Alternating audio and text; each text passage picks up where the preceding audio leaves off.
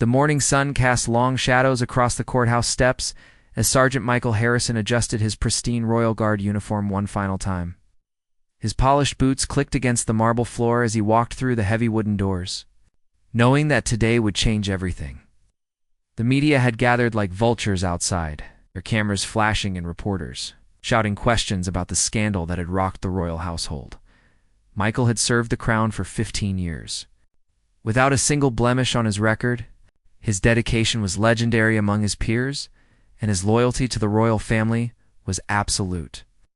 But now, he stood accused of something that went against every fiber of his being, betraying the trust placed in him by revealing confidential information about the royal family's private affairs. The charges were serious: breach of official secrets, violation of his sworn oath, and conspiracy to damage the reputation of the crown. If convicted, he faced not only the end of his career, but also years behind bars. The prosecution claimed they had evidence that Michael had leaked sensitive details about internal palace disputes to a tabloid journalist, information that had later been published in a series of damaging articles. As Michael entered the courtroom, fellow guards sat in the back rows, their faces showing a mixture of support and uncertainty. Some had served alongside him for years, others had looked up to him as a mentor. The royal family's legal representatives occupied the front section, their expensive suits and stern expressions making it clear they wanted justice served swiftly. The judge, Honorable Justice Catherine Whitmore, was known throughout the legal community for her no-nonsense approach and her particular disdain for anyone who betrayed positions of trust. She had sent corrupt politicians, dishonest police officers, and fraudulent officials to prison without hesitation. Her reputation preceded her, and many lawyers feared appearing in her courtroom. Michael's defense attorney, James Crawford, was a seasoned barrister who specialized in cases involving public servants. He had reviewed the evidence thoroughly and believed in Michael's innocence, but he knew the uphill battle they faced. The prosecution's case appeared strong on the surface, with phone records, financial transactions, and witness testimonies that seemed to paint a clear picture of guilt. As the proceedings began, the prosecutors stood to present the Crown's case against Michael. The evidence seemed damning: phone calls made to the journalist's number, explained deposits in Michael's bank account, and testimony from palace staff who claimed to have seen Michael acting suspiciously in the weeks leading up to the articles. The atmosphere in the courtroom grew tense as each piece of evidence was presented. Whispers rippled through the gallery, and Michael could feel the weight of every gaze upon him. His wife, Sarah, sat in the second row, her face pale but determined to show her unwavering support for the man she had married 20 years ago. The prosecution painted Michael as a man who had grown bitter about his modest salary compared to the luxury he witnessed daily in the palace. He suggested that financial pressures and resentment had driven him to betray his oath for money. The narrative was compelling, and Michael watched as doubt crept across the faces of some who had once trusted him completely. But Michael remained calm throughout the accusations. His posture never wavered, his expression stayed composed, and his hands remained steady at his sides. Those who knew him well recognized this as his way of dealing with extreme stress, the same composure he had shown during security threats, emergencies, and high-pressure situations throughout his career. When the court adjourned for the day, Michael walked out with the same dignity he had entered with. He knew that tomorrow would bring more challenges, more accusations, and more attempts to destroy the reputation he had spent his entire adult life building. But he also knew something that no one else in that courtroom knew. The truth had a way of revealing itself, even in the darkest of circumstances. The second day of the trial brought even more devastating testimony against Michael. The prosecution called their star witness, Thomas Brennan, the journalist who had written the controversial articles.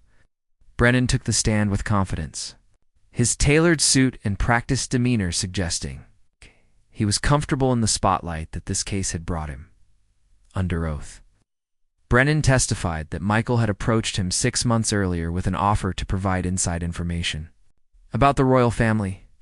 According to Brennan, Michael had seemed desperate for money and had specifically mentioned his expenses, and his mortgage payments that were becoming difficult to manage, the journalist described several clandestine meetings in quiet pubs around London, where Michael allegedly shared intimate details about family arguments, private conversations, and personal struggles within the palace walls.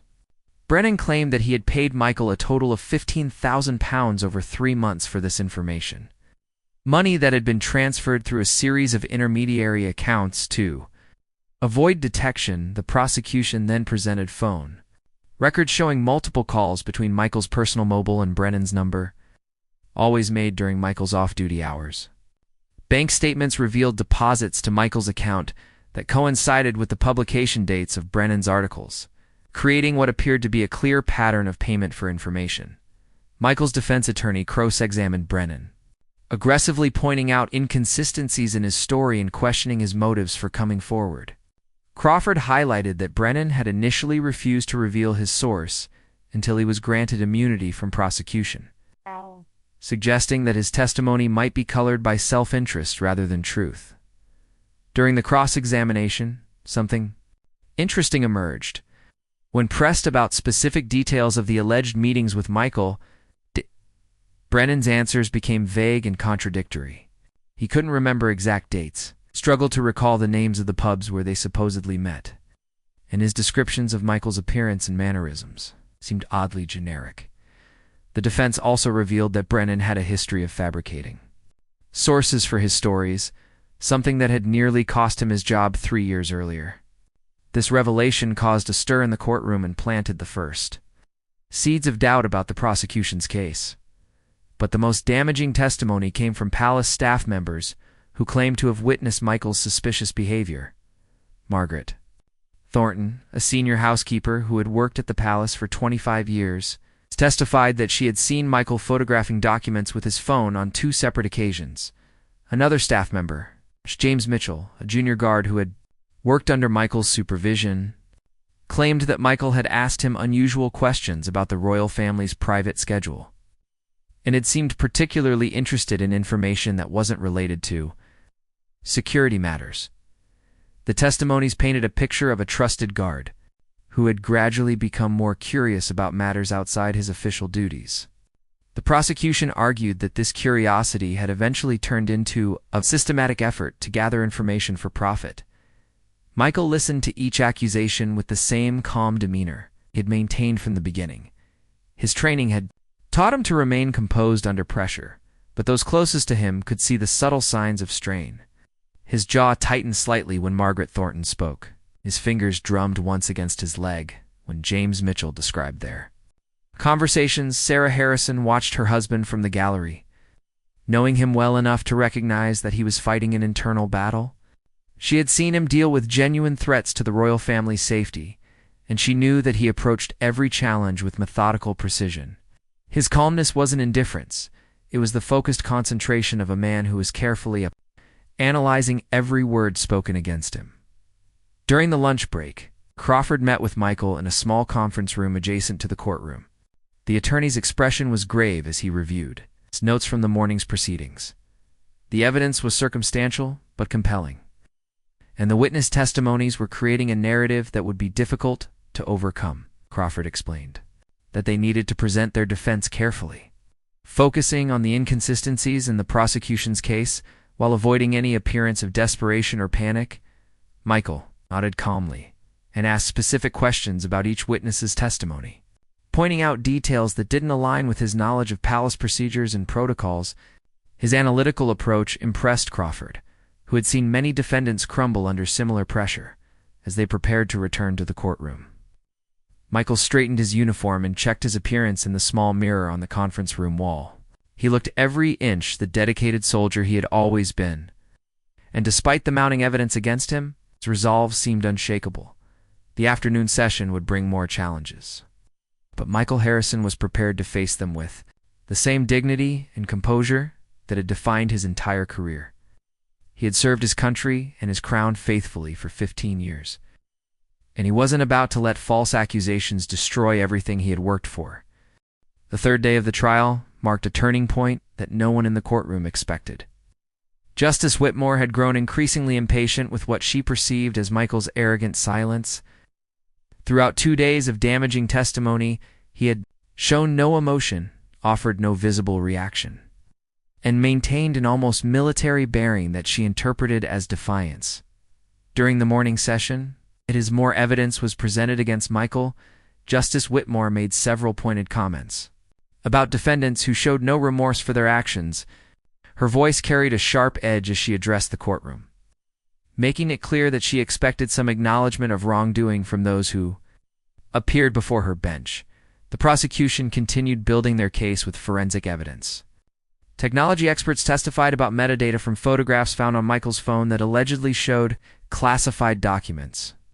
Financial analysts walked the jury through the money trail, demonstrating how the payments from Brennan's publisher had been cleverly disguised, but were ultimately traceable to Michael's accounts. During one particularly intense moment, when a digital forensics expert was explaining how deleted text messages could be recovered from Michael's phone, Justice Whitmore leaned forward and stared directly at Michael. Her expression made it clear that she expected him to break, to show some sign of the guilt she believed was overwhelming him. But Michael remained perfectly still. His eyes focused straight ahead, his breathing steady and controlled. His military training had prepared him for interrogation techniques and psychological pressure, though he had never expected to need those skills in a British courtroom. Defending his own honor, the judge's frustration became more apparent as the day progressed. During a brief recess, she was overheard telling the court clerk that she had never seen such blatant disrespect from a defendant. Her comments quickly spread through the courthouse corridors, and when the session resumed, the atmosphere was charged with tension. Crawford, Michael's defense attorney, recognized the dangerous situation developing. He had seen judges turn against defendants before. He knew that Justice Whitmore's growing hostility could influence the jury's perception of his client. During cross-examinations, he began subtly addressing Michael's demeanor, explaining that his client's composure reflected his military training and deep respect for the legal process, not arrogance or indifference. The most dramatic moment came when the prosecution called Detective Inspector Sarah Collins, the lead investigator on the case. Collins had 20 years of experience investigating corruption cases, and her testimony was methodical and thorough. She walked the court through the investigation process, explaining how they had identified Michael as the likely source of the leaked information. Collins testified that Michael had initially been cooperative during questioning, but had become increasingly evasive when presented with evidence. She described his behavior as calculating and deceptive, stating that, in her professional opinion, Michael showed all the classic signs of someone who had been caught in a serious crime, but was hoping to escape consequences through denial. When asked about Michael's reaction to being arrested, Collins stated that he had shown no surprise, no anger, and no emotional response whatsoever. She suggested that this lack of reaction was consistent with someone who had been expecting to be caught and had prepared himself mentally for the consequences. Justice Whitmore listened intently to Collins' testimony, nodding approvingly at several points. When the detective inspector finished her direct examination, the judge's expression suggested that she had heard enough to convince her of Michael's guilt. During the cross-examination, Crawford challenged Collins' interpretation of Michael's behavior. He pointed out that a lack of emotional response could equally indicate innocence, that someone falsely accused might remain calm because they knew the truth would eventually emerge. He also questioned whether Collins had investigated other potential sources for the leaked information or had focused exclusively on Michael. Once he became a suspect, Collins admitted that Michael had been their primary suspect from early in the investigation due to his access to the information that was leaked. When pressed, she acknowledged that they had not thoroughly investigated other palace staff members who might have had similar access. This admission created the first significant crack in the prosecution's case. Crawford seized the opportunity to suggest that the investigation had been rushed and incomplete, focusing on Michael because he was a convenient target rather than because the evidence definitively pointed to him. As the day's proceedings concluded, Michael rose from his seat with the same measured movements he had displayed throughout the trial. He straightened his uniform jacket, nodded respectfully to the judge despite her obvious hostility, and walked toward the exit with the bearing of a soldier reporting for duty. Justice Whitmore watched him leave, her frustration evident in her tight-lipped expression. She had expected him to crack under pressure, to show some sign of the guilt she was convinced he harbored. Instead, his unwavering composure seemed to mock her authority and challenge her judgment. Outside the courtroom, reporters shouted questions at Michael as he walked past, but he maintained his silence just as he had inside.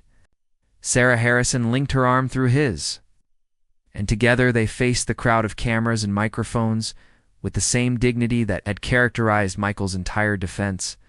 The trial was far from over, but the battle lines were now clearly drawn.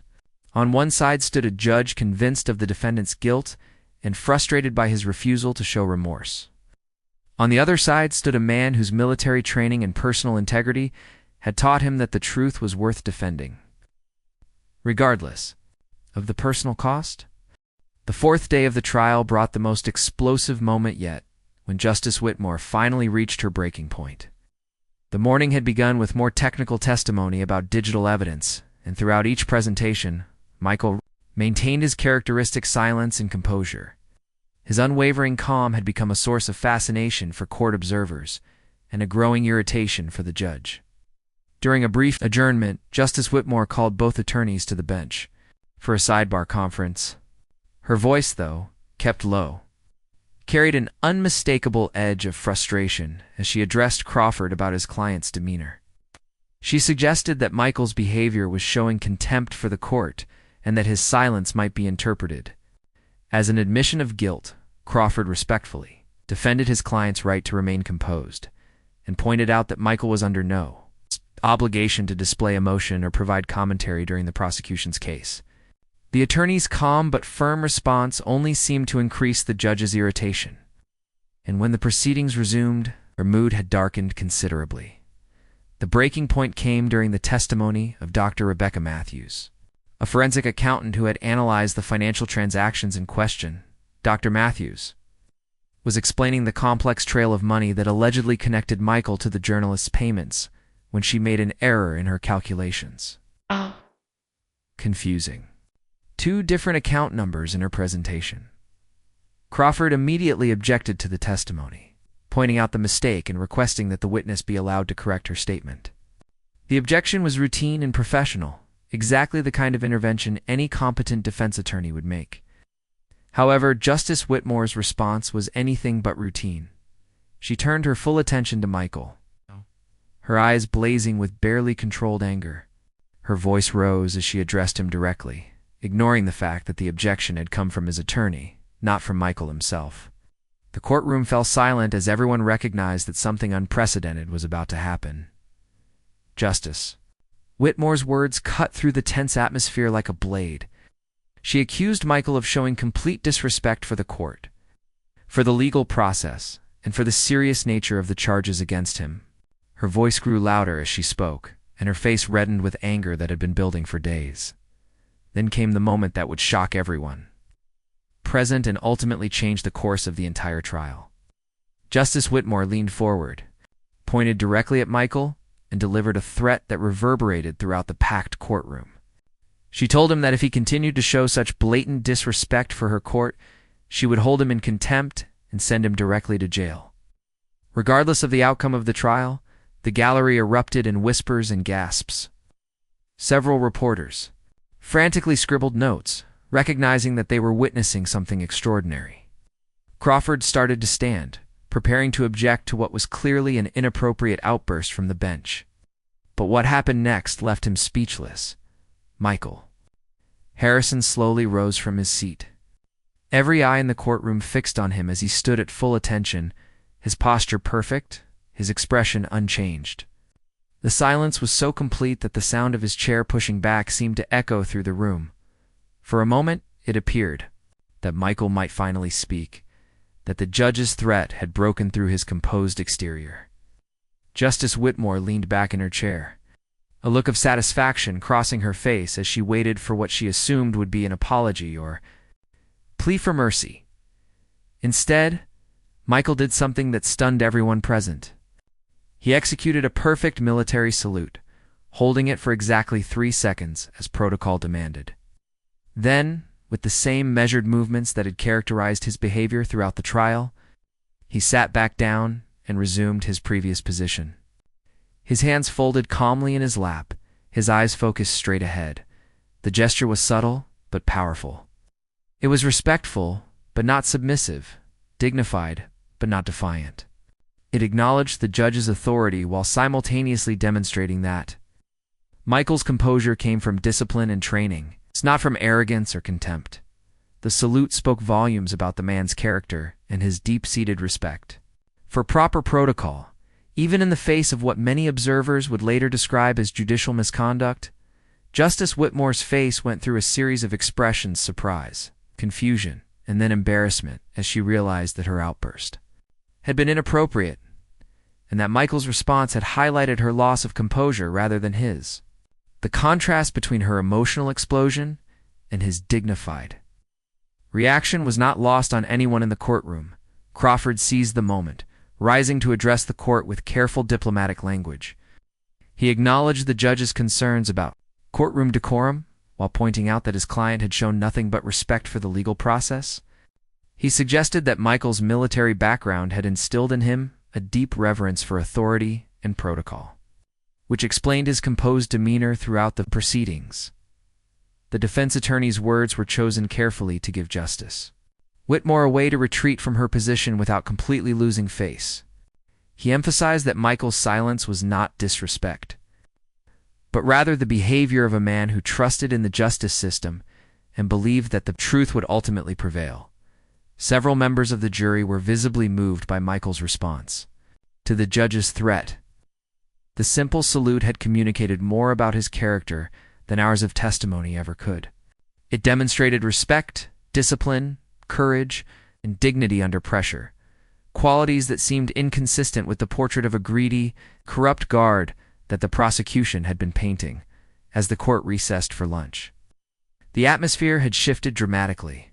What had begun as the judge's attempt to break Michael's composure had instead revealed the strength of his character and raised questions about whether someone capable of such dignity and self-control could be guilty of the crimes he was accused of committing. The afternoon session proceeded with notably less tension, as Justice Whitmore seemed to recognize that her earlier outburst had potentially damaged the prosecution's case. Michael maintained his composure, but now his silence carried a different weight. It spoke of a man who possessed the moral courage to face injustice with dignity rather than anger. The fifth day of the trial brought a dramatic shift as Crawford began presenting Michael's defense. The events of the previous day had changed the courtroom's atmosphere completely. Justice Whitmore's outburst and Michael's dignified response had created an undercurrent of sympathy for the defendant that even the most skeptical observers couldn't ignore. Crawford opened his defense with a masterful presentation that focused not on attacking the prosecution's evidence directly, on revealing the gaps and inconsistencies that undermined their narrative. He began by calling character witnesses who painted a picture of Michael Harrison that was completely at odds with the prosecution's portrayal of a greedy, corrupt guard, Colonel James Patterson. Michael's former commanding officer from his military service took the stand first. Patterson was a distinguished veteran with 40 years of service, and his testimony carried immediate weight with both the jury and the gallery.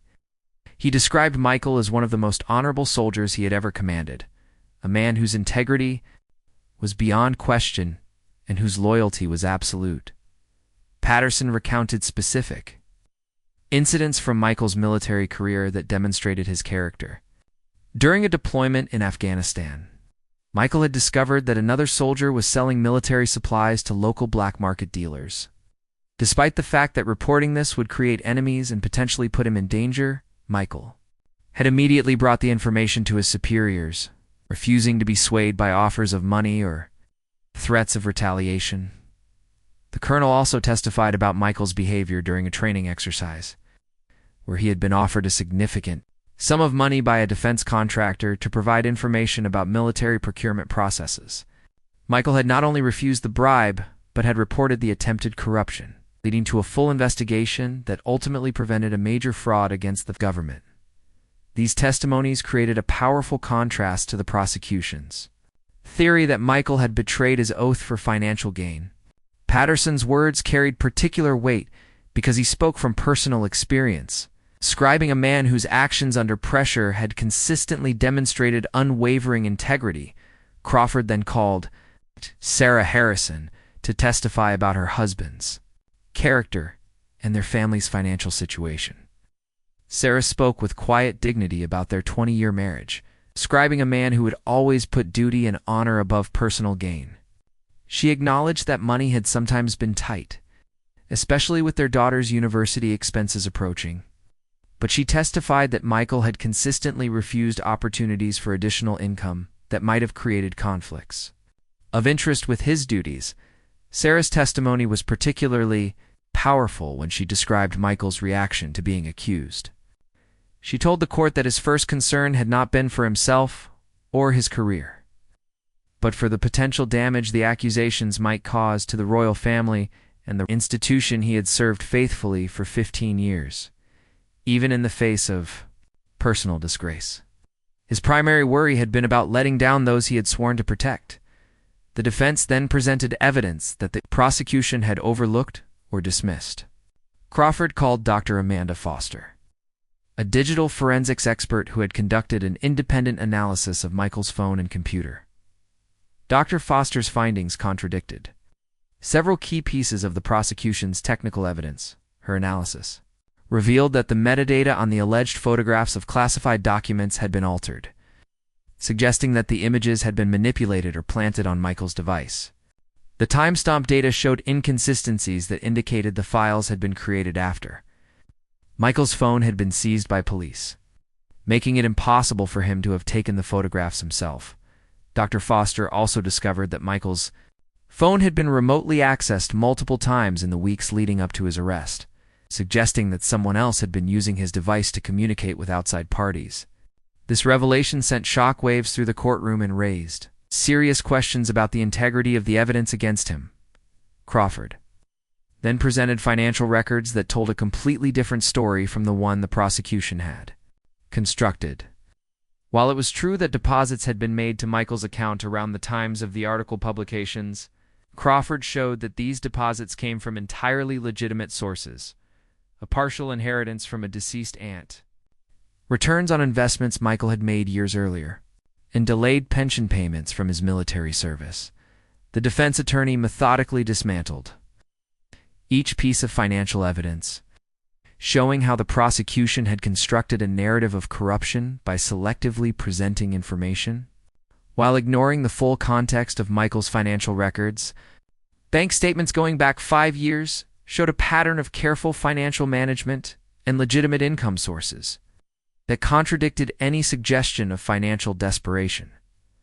Perhaps most dramatically, Crawford revealed that the prosecution's star witness journalist Thomas Brennan had a secret that completely undermined his credibility. It's through careful investigation. The defense had discovered that Brennan was facing serious financial difficulties and potential criminal charges for tax evasion. His cooperation with the prosecution had been purchased not just with immunity from prosecution for his role in the leaked information scandal, but with a promise that his other legal troubles would be overlooked. This revelation cast Brennan's entire testimony in a new light, suggesting that his accusations against Michael were motivated by self-preservation rather than truthfulness. Crawford presented evidence showing that Brennan had fabricated sources for stories in the past and had a pattern of creating elaborate lies to protect himself from the consequences of his unethical journalism practices. As the day's proceedings concluded, the prosecution's case appeared to be crumbling. What had seemed like overwhelming evidence against Michael Harrison was being systematically dismantled by a defense that had clearly done its homework while the prosecution had rushed to judgment. Michael maintained his characteristic composure throughout the presentations, but those who watched him closely could see subtle signs of relief as the truth began to emerge. His shoulders seemed less tense, and occasionally the hint of a smile would cross his face when particularly damaging testimony against the prosecution's case was presented. Justice Whitmore, meanwhile, appeared increasingly uncomfortable as the evidence mounted in Michael's favor. Her earlier outburst now seemed not only inappropriate, but potentially prejudicial to a case that was looking less solid with each passing hour. The judge, who had been so certain of the defendant's guilt, was being forced to confront the possibility that she had allowed her emotions to cloud her judgment. The final day of the trial brought the most stunning revelation of all. Crawford had saved his most powerful evidence for last, and as he prepared to present it, the tension in the courtroom was palpable. Michael Harrison sat with the same calm dignity he had maintained throughout the entire ordeal, but there was something different in his posture now. The quiet confidence of a man knew that justice was finally within reach. Crawford began by calling Detective Chief Inspector Robert Hayes, a veteran investigator who had been conducting his own inquiry into the leaked information scandal. Hayes had been working independently of the prosecution team, following leads that the original investigation had ignored or dismissed. His findings would completely transform everyone's understanding of what had really happened. Hayes testified that his investigation had uncovered evidence of a sophisticated conspiracy to frame Michael Harrison. The real source of the leaked information was James Mitchell, the junior guard who had testified against Michael earlier in the trial. Mitchell had been recruited by a tabloid newspaper to provide inside information about the royal family, and when the investigation began closing in, he had deliberately planted evidence to implicate Michael, the detective explained. How Mitchell had gained access to Michael's locker and personal items, allowing him to plant the photographs and manipulate Michael's phone to create the appearance of communication with the journalist. Mitchell had also been responsible for the financial transactions that seemed to implicate Michael, using sophisticated money laundering techniques to make it appear that Michael had received payments from the newspaper. Hayes revealed that Mitchell had been motivated by a combination of financial desperation and resentment toward Michael, whom he viewed as an obstacle to his own advancement within the Royal Guard.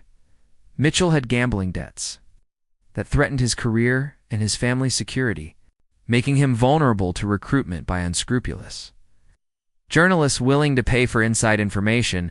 The most shocking revelation came when Hayes testified that journalist Thomas Brennan had been aware of Mitchell's identity as the real source. All along, Brennan had participated in the conspiracy to frame Michael because he needed to protect Mitchell's identity to maintain his access to future information. When the investigation began, Brennan had agreed to falsely implicate Michael in exchange for immunity and protection from prosecution. Crawford then played a series of recorded phone conversations that Hayes had obtained through a complex undercover operation. The recordings captured Mitchell and Brennan discussing their plan to frame Michael, with Mitchell expressing concerns about whether their planted evidence would be convincing enough to secure a conviction. The most damning recording featured Mitchell bragging to Brennan about how easy it had been to manipulate Michael's phone and plant the photographs. Mitchell's voice was clearly audible as he described studying Michael's daily routines and exploiting moments when Michael's personal items were unguarded to plant the incriminating evidence.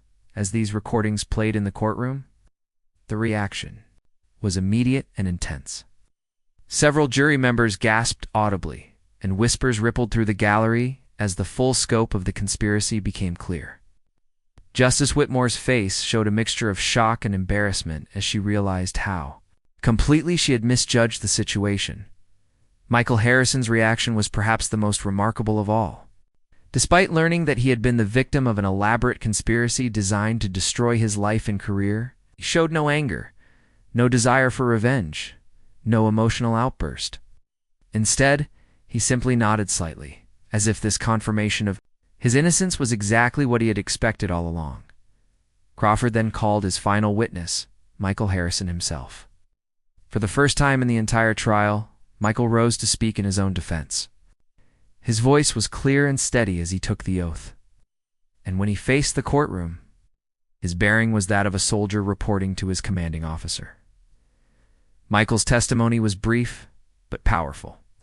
He explained that his silence throughout the trial had not been arrogance or disrespect, but rather his training and his faith in the justice system. He had known that he was innocent, and he had trusted that the truth would eventually emerge if he remained patient and allowed the legal process to work as it was designed to. He spoke about his 15 years of service to the Crown, describing it not as a job, but as a calling that had given his life meaning and purpose.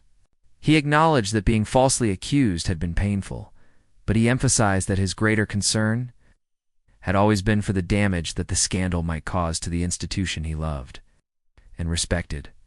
When asked about his feelings toward those who had conspired against him, Michael's response stunned the courtroom. He said that while he was disappointed by their actions, he felt more sadness than anger. He explained that both Mitchell and Brennan were clearly troubled individuals who had made terrible choices, and he hoped that they would receive the help they needed to turn their lives around. Justice Whitmore, who had been so hostile toward Michael throughout the trial, now faced the humbling task of addressing a man she had wrongly threatened with imprisonment. Her voice was subdued as she spoke, and for the first time since the trial began, she seemed uncertain and uncomfortable. The judge's remarks to the jury were brief and to the point. She acknowledged that the evidence had clearly established Michael's innocence and that the charges against him were the result of a criminal conspiracy. She instructed the jury to consider only the evidence presented and to render their verdict based on the facts, not on any preconceived notions or emotional reactions. The jury deliberation lasted less than an hour. When they returned, their verdict was unanimous, not guilty on all charges. The foreman's voice was strong and clear as he delivered the verdict, and his words seemed to echo through the courthouse and beyond, reaching everyone who had followed this extraordinary case. As the verdict was read, Michael Harrison finally allowed himself a small smile. He stood and acknowledged the jury with a respectful nod, then turned to his wife Sarah, who was crying tears of relief and joy. The gallery erupted in applause, and even some of the court officers joined in the spontaneous celebration of justice served. Justice.